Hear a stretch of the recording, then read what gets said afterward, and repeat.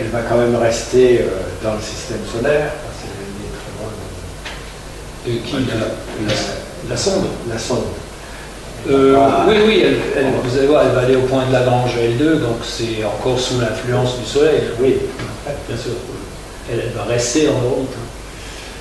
Bon, donc je vais vous le présenter, vous allez voir, je vais vous présenter les réalités sur la Terre. Faire en 3 dimensions tout en restant. Je pense, j'espère que vous allez comprendre, sinon vous me poserez des questions. D'accord. Donc, la mission de Gaïa, la sonde de l'ESA, c'est une des pierres angulaires de l'Agence spatiale européenne qui doit être lancée en octobre prochain. Donc, c'est une cartographie en 3 dimensions de notre galaxie, c'est-à-dire plus d'un milliard d'étoiles, et du même coup, identifier les étoiles qui ont des vitesses un peu particulières et qui pourraient être les restes des galaxies naines qui ont été absorbées par notre galaxie lors des interactions dans le passé. Et en même temps, si on a une cartographie des vitesses détaillée, on a une cartographie de la matière noire qu'on ne voit pas mais qui a son influence. Comment fait-on pour distinguer une étoile qui est d'origine de la Voie lactée et d'une qui serait d'une galaxie naine? Alors, disons, il y a 2 étapes. La première étape, c'est quand on dit cartographie à 3 dimensions, ça veut dire mesurer les vitesses des étoiles, mais sur les 3 axes. Alors que normalement, par effet Doppler, vous n'avez la vitesse que dans la ligne de visée. Oui. Là, le but de Gaïa, c'est de mesurer la position des objets, de voir s'ils ont un mouvement propre, c'est-à-dire un déplacement transversal, qui vous donne la vitesse de déplacement dans les autres directions. Donc vous avez vraiment le vecteur vitesse complet. Donc ça, c'est le premier élément. Si c'est une étoile qui est stable dans notre galaxie, ben vous aurez une certaine vitesse dépendant de la distance. Et par endroits, on le sait déjà parce qu'on a détecté, il y a des endroits où il y a des paquets d'étoiles qui ont des vitesses particulières par rapport au mouvement d'ensemble. Donc on pense que celles-là sont dues à une galaxie naine qui a été absorbée. C'est-à-dire qu'elles n'ont pas encore bien pris leur place. Oui, ça c'est le premier élément. Et après, le deuxième élément qui viendra après Gaïa, une fois que ces étoiles auront été identifiées, on fera de la spectroscopie au sol pour mesurer leurs composantes chimiques, qui sont probablement différentes de celles de notre galaxie. Une galaxie naine a fabriqué beaucoup moins d'éléments lourds, et donc ces étoiles devraient être pauvres en métaux, comme on dit, comparées aux autres étoiles de notre galaxie qui se trouvent au même endroit. Donc ça se fait en 2 étapes. Donc ça c'est le satellite Gaïa, le modèle de vol chez Astrium à Cannes, et qui est en train de voyager vers Kourou là, en ce moment même. C'est un exemplaire unique. Oui, vraiment il y a des modèles de test mais qui ne sont pas volables pour l'instant. Dans le temps, il y a 20 ans, on faisait un modèle de vol et un modèle de rechange. Aujourd'hui, on ne fait plus de modèle de rechange, ça coûte trop cher. Oui, la probabilité en plus est infime. Infime non, mais enfin, elle n'est pas nulle. Et enfin, après, de toute façon, après, il n'y a pas les sous nécessairement pour relancer. Donc, la décision, elle sera prise après coup, si jamais il y a un problème. Et voilà la représentation du satellite tel qu'il sera une fois en orbite avec les panneaux solaires et surtout la protection de la lumière du soleil, puisque là, il pointe le soleil dans le dos et il pointe à 45 degrés. Donc, point important, c'est comparer Gaïa et Hipparcos. Hipparcos, c'était la première mission de ce type. Donc, vous avez les 2 colonnes. La magnitude limite, vous voyez, Gaïa ira jusqu'à magnitude 20, alors qu'Hipparcos était limité à magnitude 12. Le point important, c'est le nombre d'objets. Vous voyez, je vais tâcher de trouver mon curseur, 120 000, si vous voulez, avec une présélection, parce que le programme Hipparcos observait des étoiles que les astronomes avaient sélectionnées à l'avance en disant qu'il fallait observer ça. Le point important, tout à fait en bas à droite, c'est que Gaïa il va balayer le ciel de façon continue et complète, donc il mesurera toutes les étoiles, il n'y a pas de présélection. Et en plus, évidemment, en balayant le ciel, il a trouvé autre chose que des étoiles, en particulier entre 500 000 et 1 million de quasars et puis quelques millions de galaxies. Moi, j'ai pas eu le temps de regarder. Oui, c'est une erreur, c'est que mon truc, il a bougé sans que je le veuille. Le deuxième point fondamental, c'est la précision du positionnement. Hipparcos, c'était 1 milliard secondes. Gaïa, ça va être, disons, typiquement 25 micro-arcs secondes. Ça dépend un peu de la magnitude. Les plus faibles seront mesurés à 100 micro-arcs secondes et les plus brillantes à mieux que 10. Alors, petit point peut-être gênant pour les astronomes amateurs, c'est que le principe Gaïa ne verra rien plus brillant que magnitude 6 parce qu'il sature. Et c'est pas exclu qu'on ait quand même quelques informations pour les étoiles plus brillantes. Ils sont en train d'étudier si on peut reconstruire la position de l'étoile, même si le centre est saturé, en utilisant les ailes.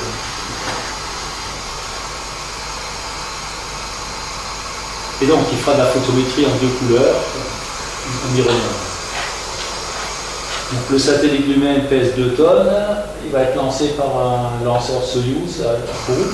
Et un Soyouz frégate, ça veut dire le Soyouz normal, avec 2 boosters à poudre de chaque côté pour atteindre l'orbite souhaitée. Il sera lancé vers le point de Lagrange que je vous montre ça tout de suite. Donc il y a pas mal là, des satellites Lagrange.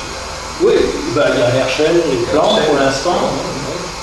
D'ici quelques années, ça commence à être encombré. Oui, vous allez voir, c'est pas un point unique, c'est ça le point. Oui.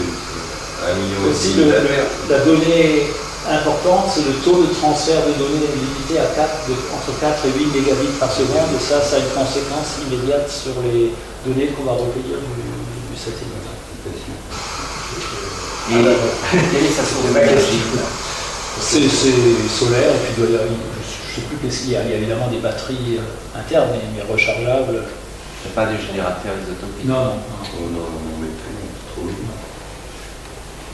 Donc, voilà la position du satellite. Il va être lancé d'abord en orbite basse, puis partir vers L2, ici. Là, bon. Ça va prendre à peu près 2 mois, le transfert. Et autour du point L2, le point L2 en soi est un point instable, puisqu'il y a équilibre exact des forces entre gravité entre le Soleil et la Terre, donc c'est instable. Donc tous les satellites en L2 décrivent une certaine orbite de Lissajous autour de ce point. Et justement, les orbites de Planck, Herschel et autres sont différentes pour éviter qu'il y ait des collisions. Mais il y aura un jour un problème de trafic là-haut.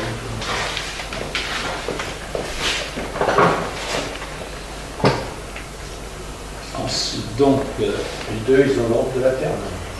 pardon. L2, ils n'ont pas l'ombre de la Terre. Donc justement, à cet endroit-là, il n'y aura quasiment pas d'interruption à cause de ça. C'est plus d'1 million de C'est kilomètres. 1,5 million. C'est la même distance de la Terre au Soleil, mais de l'autre côté. Donc le principe du balayage, c'est ça qui est important finalement. C'est que le satellite va tourner sur lui-même, continuellement. Et l'axe de rotation est à 45 degrés de la direction du Soleil. Il va se trouver derrière. Il fait un tour complet en 6 heures. Mais pendant ce temps-là, l'axe de rotation n'est pas fixe, il y a une précession. Et voilà le chemin parcouru par l'axe de rotation en 4 jours.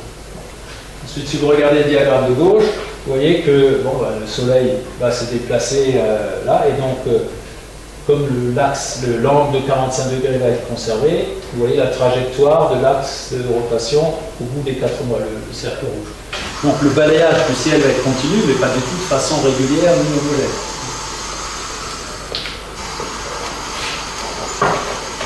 Et la période, si on peut parler de période pour la précession, est de l'ordre de 63 jours. Ça veut dire qu'au bout de 63 jours, quasiment le même champ du ciel sera regardé une deuxième fois. Donc c'est ça le point essentiel, c'est que, si vous voulez, le but principal de Gaïa, c'est de faire de l'astrométrie, c'est-à-dire mesurer la position exacte des étoiles et éventuellement leur mouvement propre. C'est pour ça qu'il revient n fois de suite sur les mêmes objets pour voir si on mouvement propre. Et ce qui n'avait pas prévu, ce n'était pas la mission principale, c'est que si vous revenez n fois de suite sur la même région du ciel, vous pouvez détecter non seulement les mouvements propres, mais aussi des variations photométriques. Donc finalement, il y a 2 ans, ils se sont réveillés en disant « Ah, mais c'est vrai, on pourrait faire de la science avec la variabilité. » Et ce n'était pas du tout l'objectif principal. Donc c'est un peu ça dont je voulais vous parler, parce qu'il y aura peut-être du travail pour les astronomes amateurs. Donc, juste pour vous montrer, au bout de 30 jours, la couverture du ciel, c'est en vert, en coordonnées écliptiques. Au bout de 60 jours, c'est ça. Et au bout de 90 jours, vous voyez qu'on aura couvert quasiment tout le ciel, sauf les petits trous au pôle. au bout de 100 jours. Et après, ça recommence et ça se complète.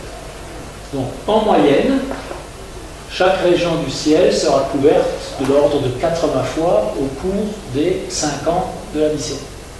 Certaines régions, les pôles écliptiques nord au sud, seront couverts près de 200 fois, certaines autres un petit peu moins, mais en moyenne, 80 fois. Donc, il y a de quoi voir la variabilité. Qu'est-ce qui limite la durée de vie? Disons, il y a une durée de vie nominale. La plupart des missions, c'est-à-dire curieux, sont une durée de vie nominale 5 ans. Bon, ça c'est parce que si vous voulez des composants dont la durée officielle soit 10 ans, ça coûte beaucoup plus cher.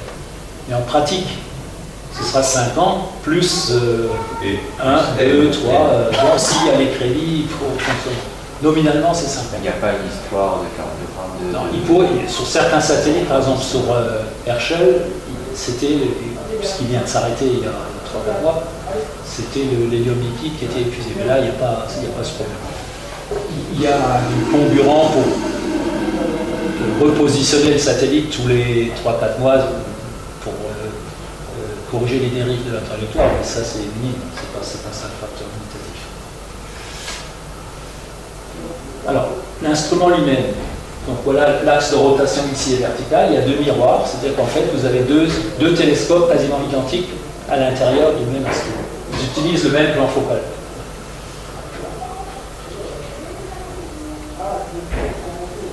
Les pièces d'optique sont assez grandes, je vais vous montrer un exemple. Le détecteur lui-même, il fait 1 mètre sur 50 cm, mais c'est une mosaïque de 7 x 9 plus 4 colonnes de 7, alors il y a 106 CCD, tout ça. Alors voilà l'exemple d'un des 2 miroirs. Je vais vous montrer la structure directement. Voilà, ça c'est la structure qui tourne autour d'un axe vertical, et les 2 miroirs M1 ou M1 renvoient l'image du ciel dans le plan focal qui est lambda. Donc pour comprendre comment on va traiter ou on va recevoir les données, je vais vous montrer la structure du plan focal. Voilà. Donc, c'est un balayage du ciel. Les étoiles ou les quasars ou les objets vont arriver par la gauche et transiter horizontalement de gauche à droite. Alors au début, il y a un détecteur. Ce sont les 2 colonnes ici, une qui correspond au miroir M1 et l'autre qui correspond au miroir M2. Donc, ça va vous détecter s'il y a une étoile qui entre dans le champ. Parce que le problème de fond, c'est qu'on ne peut pas lire si, mais on ne peut pas transférer les images complètes au sol parce que le débit de données est insuffisant. Donc le principe, c'est qu'il y a un détecteur d'étoiles, et si une étoile est détectée, on lit juste la petite portion du CCD autour de la position de l'étoile, et c'est la donnée de position qui est transmise au sol, pas l'image. Évidemment, c'est un désavantage. Si jamais vous vouliez faire un retraitement 3 mois après, vous ne pouvez pas parce que les données brutes ne sont pas conservées. Et ça, c'est dû à la limitation du débit de transfert de données. Donc, une étoile détectée va transiter à cause de la rotation du satellite de gauche à droite. Elle va donc être mesurée 9 fois en l'espace de 4 secondes, parce que c'est à peu près 4 secondes de temps ici. Elle passe ensuite sur le photomètre bleu, le photomètre rouge, et le spectromètre vitesse radiale. Mais vous voyez que finalement, seules les étoiles qui passent dans le haut du champ vont être détectées par le spectromètre de vitesse radiale, celles qui passent en bas ne passeront pas dessus. Donc ça, c'est des problèmes d'encombrement, ils n'ont pas pu faire mesure spectroscopique pour tous les autres. Bah si déjà vous détectez l'objet, ça aurait été mieux, mais enfin bon, je veux dire, on fait avec. Vous voyez, il y a des limitations de poids, de consommation. Et donc, je vais vous montrer après dans les données qu'on va avoir. Donc, le détecteur, voici, là, vous retrouvez la structure du plan focal que je vous ai montré tout à l'heure. Sa pointe est inversée. Là. Vous voyez la grande mosaïque imagerie à droite, les 2 colonnes du photomètre et le rectangle à gauche du spectromètre. Ça, c'est le modèle de vol. Ça. Le photomètre, en fait, c'est mieux qu'un photomètre parce que vous avez donc voilà les 2 colonnes, le photomètre bleu et le photomètre rouge. Derrière, il y a en fait des prismes. Donc, ce qu'on récupère, c'est non seulement une mesure photométrique, mais un spectre de très basse résolution, R égale 50. Et ça, vous vous allez voir, c'est tout à fait fondamental pour la caractérisation des objets. Si on avait juste une couleur bleue, une couleur rouge, on serait bien embêté. En fait, il va de 330 à 1000 nanomètres, en gros. Oui, mais en deux parties, une En partie deux bleue parties, et une partie bleu. rouge. Ouais, c'est ça. De toute façon, c'est un problème général pour tout objet astronomique. Il vaut mieux avoir deux couleurs qu'une image sans filtre. Hein. On y reviendra peut-être quand on parlera des observations solaires. Et bon, le spectromètre observe dans un domaine très très restreint autour du triplet rouge du calcium à 850 nanomètres.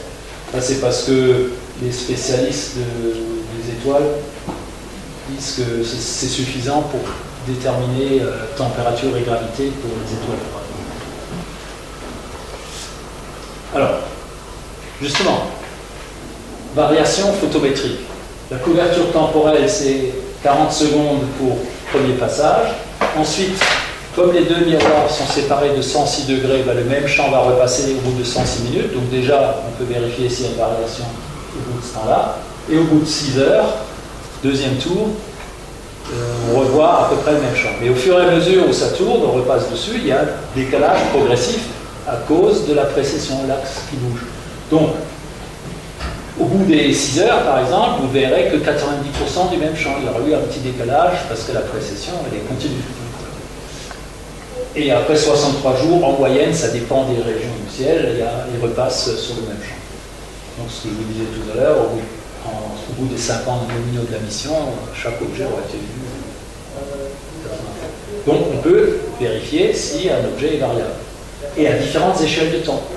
L'échelle de la seconde, ça n'a quasiment jamais été fait depuis le sol, donc on aura peut-être des surprises.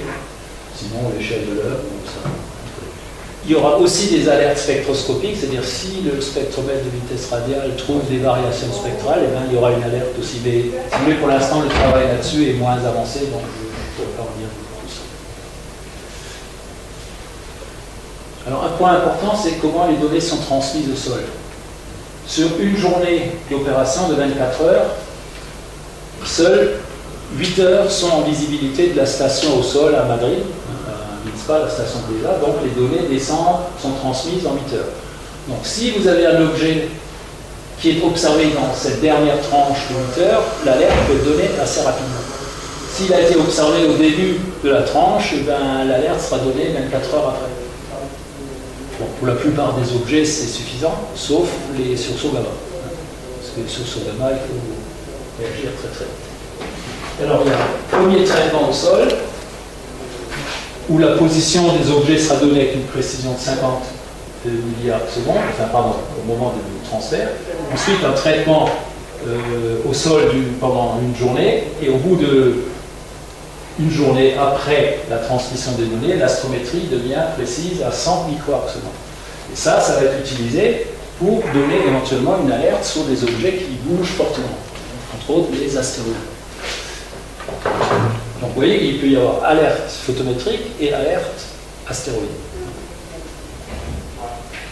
Alors, quels sont les types d'objets qu'on peut s'attendre à trouver? Ça, c'est une carte qui vous donne un diagramme qui vous donne en ordonnée la magnitude absolue de l'objet et en abscisse le temps caractéristique de changement, de variation. Les deux bandes en jaune sont en bas les novées classiques, magnitude moins 10, et puis en haut à droite les supernovae de type précis. Il y a plein d'autres types d'objets qu'on s'attend à trouver. En particulier, ici, entre ces deux, là il y a 4 magnitudes d'écart entre les supernovae et les novae. Il y a déjà 2 ou 3 surveys au sol qui sont en cours, mais sur des portions limitées du ciel. Ils ont déjà détecté 3 ou 4 objets entre les deux. On ne sait pas, est-ce que c'est une nova superlumineuse ou une supernova sous-lumineuse, par exemple. Bon, s'il y a plus d'objets, on pourra caractériser ça plus facilement. À droite, vous avez par exemple les luminous blue variables, les étoiles très massives qui ont des fois des sursauts. On pense que ce sont les précurseurs de supernovae, mais c'est pareil, on en connaît une poignée. Donc, il en faudra plus pour pouvoir caractériser ça. Donc, qu'est-ce qu'on attend globalement? Il y a eu des simulations de fait. Bon, des millions d'étoiles variables ordinaires. Quand j'entends ordinaire, c'est des binaires ou des binaires éclipses. Ça, c'est pas la peine de se précipiter dessus pour les observer. Elles sont encore là 2 ans après. les RR lirés, les céphéides. Donc ça aussi, on a le temps de les observer. Par contre, on s'attend à trouver une centaine de nouvelles par an, donc là il faut réagir vite pour les caractériser. Et en particulier, ce sera intéressant puisque Gaïa couvre tout le ciel. Ce sera la première fois où on aura une vue complète des novae dans d'autres galaxies. On sait dans Andromède, parce que c'est petit Andromède, ça a été surveillé pendant un certain nombre de temps, quel est le taux d'explosion de novae dans Andromède, mais dans notre galaxie, on ne sait pas. Donc ça, c'est un point important. Mais on n'a pas une partie de notre galaxie qui est cachée par le noyau? Oui, évidemment, il y a toute la partie du plan galactique qui est obscurcie, mais c'est une petite fraction par rapport au volume total. Hein. On pourra éventuellement corriger tout ça. Et quand vous parlez de supernovae, c'est pas dans notre galaxie? Non, les supernovae, c'est... on aura peut-être la chance de trouver une supernova dans notre galaxie. On l'attend depuis 1604. Hein. Une supernova dans notre galaxie, on la verrait même au sol. à Hein. moins Qu'elle soit cachée derrière le centre galactique. qu'elle soit juste dans le triangle derrière son thème. Bon, j'ouvre une parenthèse parce que c'est un sujet que je connais un peu. En comparant notre galaxie à Andromède ou à d'autres galaxies plus lointaines de même masse, on s'attend à trouver à peu près 3 supernovae par 100 ans dans des galaxies de cette masse-là. Bien, comme dit, la dernière qui a été vue chez nous, c'est Kepler 1604. Donc ça fait 400 ans, 12 supernovae qu'on n'a pas vues. Alors où on s'est trompé, ce n'est pas possible, sur le taux de supernova, ou bien un certain nombre ont explosé derrière le centre galactique, on ne les voit pas. Puis évidemment, il y a des fluctuations statistiques aussi, hein, c'est pas homogène. Donc il faudrait y avoir une supernova chez nous à n'importe quel jour. Hein. Demain soir. Oui, oui. Et justement, pareil, vous savez, les amateurs, vous aurez un rôle important à jouer là-dedans, parce qu'on a discuté au Chili, au VLT, je leur ai dit, qu'est-ce que vous faites s'il y a une supernova galactique qui explose? Le VLT, il ne peut pas voir, c'est trop brillant. Alors, on est obligé de fermer le miroir, de laisser ouvert juste un tout petit bout pour pouvoir observer un objet de magnitude 6. Il modifie quand même pas mal de choses. Ouais, Dans le rapport focal et tout. ouais. Enfin bon, c'est une parenthèse, mais c'est vrai que pour les objets supernovae proches, il faut des petits tests. Et on trouvera aussi, évidemment, comme je l'ai dit, des milliers de quasars et de noyaux actifs de galaxies, parce que les noyaux actifs sont variables dans le temps. Et on espère trouver des inconnus, évidemment. Ouais. Donc vous voyez, il y a de quoi faire. Alors je vous montre rapidement quelques exemples. Là vous avez différents diagrammes. Au centre, c'est le même diagramme que je vous avais montré tout à l'heure. Et autour, vous avez des courbes de lumière de différents types d'objets qu'on peut trouver. Il y a des éruptions d'étoiles M à gauche. Pour les R Coronae Borealis à droite, vous devez connaître. Ce qui est plus intéressant, c'est les Fi Orionis ou EX Lupi, qui sont des étoiles jeunes en cours de formation, qui ont de temps en temps des variations dont on ne comprend pas bien l'origine. Peut-être un disque d'accrétion qui est inhomogène, enfin, donc il en faut plus pour pouvoir comprendre le phénomène. Des éléments micro-lentilles, ça on s'attend à trouver aussi, les levées, les humaines, des étoiles BE qui souvent ont des sursauts. Donc il y a plein de choses. Bon, je vous montre juste l'exemple des supernovae. Le nombre de supernovae attendus en fonction de la magnitude limite. Hein, la magnitude limite de Gaïa, c'est 20. Donc ça fait à peu près 6000 en 5 ans, dont un tiers avant le maximum. Donc si vous séparez hémisphère nord et hémisphère sud, ça veut dire une par jour dans l'hémisphère nord. Donc là, il faut réagir. Il faut beaucoup de temps de télescope. Donc ça, je passe. Les sursauts gamma, ça va être difficile parce que le temps de réaction n'est pas suffisamment rapide, mais on peut espérer en trouver quelques-uns juste avant la transmission des données.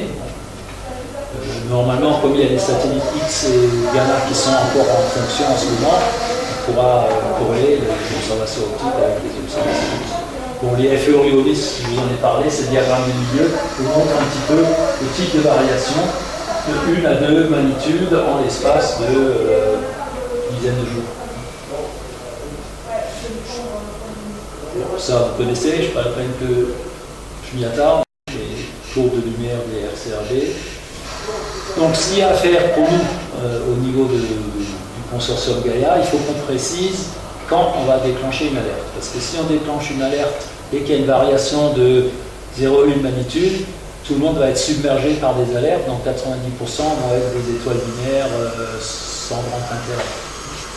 Donc le point important, c'est qu'on arrive à classifier les objets avant de lancer l'alerte. Et ça, on ne sait pas encore exactement avec quelle précision on arrivera à le faire. Donc ce que j'ai mis en rouge, c'est que pendant les premiers mois du fonctionnement de Gaïa, quand on commencera à avoir des alertes internes, il faudra un groupe de supporters, je dirais, au sol, qui soient prêts à observer ces alertes, raffiner la classification de façon qu'en interagissant avec le consortium, on puisse définir quels sont les critères données vues à bord qui correspondent à une nova, un quasar, une binaire éclipse, etc. Et une fois que ça sera précisé, on pourra lancer les alertes avec plus de sécurité. Donc il y a clairement une première période de 6 mois qui est de l'entraînement. Donc comment est-ce qu'on va classer les objets? Il y a la photométrie avec 2 couleurs. Et surtout, on espère que les spectres très basse résolution vont nous aider à classer. Je vous montrerai ce que ça donne tout à l'heure. Bien sûr, il faut qu'on sépare étoile-galaxie et puis étoile-astéroïde. Et ça, c'est relativement plus facile. Quand tu dis étoile variable classée par type, c'est-à-dire savoir si c'est une RCRB, si c'est une FURI, si c'est une BE, enfin bon, c'est ça. Okay. Parce que je pense, même vous, les amateurs, certains s'intéressent à un type d'objet et pas d'autres. Chez les professionnels, c'est la même chose. Tout le monde ne va pas se précipiter sur tous les objets. Il faut catégoriser un petit peu. Donc, voilà le genre de test qui est en train d'être fait. Est-ce qu'à partir d'une courbe de lumière, ça c'est uniquement des données de simulation, une nova naine versus un élément de micro-lentille. La courbe de lumière avec l'échantillonnage irrégulier de Gaïa. Bon, on voit bien, c'est un cas relativement facile parce qu'un effet de micro-lentille, la courbe de lumière est parfaitement symétrique. Alors qu'une nova naine, il y a une montée rapide et ensuite une décroissance plus lente. Mais bon, est-ce qu'on arrive à reconstruire la courbe de lumière théorique à partir du petit nombre de points? Le résultat, c'est que pour l'instant, on arrive à classer que 70% des objets. Dans ce cas-là, selon que le point de mesure, il peut très bien, ici, il n'y en avoir qu'un seul, parce que ça tombe dans les 63 jours où il n'y a pas d'observation. Donc voilà tout ce genre de test qui est en cours. Donc voilà l'exemple de ce que donne en haut le photomètre bleu et photomètre rouge, après passage dans le prisme, donc le petit spectre à résolution 50. Donc vous avez en rouge une supernova de type 1, en bleu une supernova de type 2, en vert un quasar et en jaune une étoile de type solaire. Donc le spectre en haut et en bas, ce que ça donne convolué par le filtre, qui vous donnera donc à gauche la magnitude bleue et à droite la magnitude rouge. Alors, dans ces cas, c'est relativement simple parce que le quasar il a été choisi à une certaine distance où il y a une raie de Lyman alpha qui tombe en plein milieu du spectre. Vous voyez, elle tombe entre les deux filtres. Donc, si on s'appuyait uniquement sur la couleur bleue et la couleur rouge, on n'arriverait pas à la distinguer. Et donc, il faut passer dans la moulinette tous les types d'objets pour voir si on arrive à les séparer. Donc, nécessité de suivi au sol, je vous en ai parlé, la première période de 6 mois, c'est pour raffiner la classification des alertes. Donc ça, en gros, ça aura lieu de janvier à septembre l'année prochaine. Et donc les gens qui sont intéressés à y collaborer, il faut s'inscrire auprès du consortium parce qu'on a fait un test à Blanc il y a quelques mois. Il y avait plein de gens inscrits, mais le jour où on dit « Go, maintenant il faut observer », il n'y avait plus personne. Donc, ça, il faut qu'on fasse. Ensuite, ça c'est la période de test. Après, il y a le suivi scientifique, chacun selon ses intérêts. Il sera mis en place à Cambridge un système de service de calibration photométrique parce que les magnitudes Gaïa ne sont pas des magnitudes standards, donc il faut rapporter ça à des magnitudes connues. J'en profite pour faire une remarque pour vous. Moi, j'utilise de temps en temps les données des amateurs, mais la plupart du temps, on a des difficultés parce que beaucoup observent sans filtre. Donc, quand vous avez une photométrie à une magnitude sans filtre, c'est très difficile de transformer ça en un autre système de magnitude parce que les équations de transformation demandent une couleur. Donc il serait bien que ceux d'entre vous que ça intéresse, si vous voulez observer les objets Gaïa, il faudrait observer avec deux filtres, un filtre bleu et un filtre rouge. Peu importe le type de filtre, mais qu'on ait un indice de couleur qui est nécessaire pour la transformation des magnitudes. Si c'est juste une observation en lumière blanche sans filtre, c'est très difficilement exploitable. Le bleu, je suis pas sûr que... Non, mais le bleu, ça n'a pas besoin d'aller très loin dans le bleu, mais disons deux couleurs. Ça peut être visible et rouge, par exemple. Pas besoin d'être du bleu, mais quelque chose qui soit séparé d'au moins 100 à 200 magnitudes. Une magnitude bande large, c'est difficilement exploitable. Sauf évidemment si vous cherchez la variation et que vous suivez vous-même l'objet tout le temps. Je vous montre un exemple de suivi photométrique des supernovae pour vous montrer que ce qui importe, c'est de compléter la courbe de lumière pour retrouver le maximum. Et donc on utilise des modèles. Pour les supernovae de type 1, c'est la luminosité au maximum qui est l'étalon standard qui sert à déterminer les distances. Donc voilà des observations de supernovae qui ont été observées sur 100 jours ou 150 jours dans les différentes couleurs avec un décalage de 0,5 magnitude entre chaque courbe. Ça c'est la base de données. Maintenant, vous avez des observations, par exemple à gauche, une supernova qu'on a eu la chance de détecter avant le maximum, et vous voyez qu'on arrive à ajuster parfaitement un de ces modèles théoriques sur les courbes observées, et on retrouve le maximum. À droite, c'est une supernova qui a été détectée seulement après le maximum. On arrive également à ajuster parfaitement, et on peut donc retrouver le maximum, même si la photométrie n'a pas été régulièrement faite. Donc c'est faisable, c'est ça qui est, même si on les détecte tardivement. C'est l'exemple d'un suivi spectroscopique. On a besoin de au moins un spectre au début pour classer l'objet, mais comme vous voyez que le spectre entre au début 3 jours après l'explosion et en bas c'est 100 jours, vous voyez le spectre évolue assez rapidement, et donc il faut au moins un spectre au début, puis ensuite un spectre 10 ou 20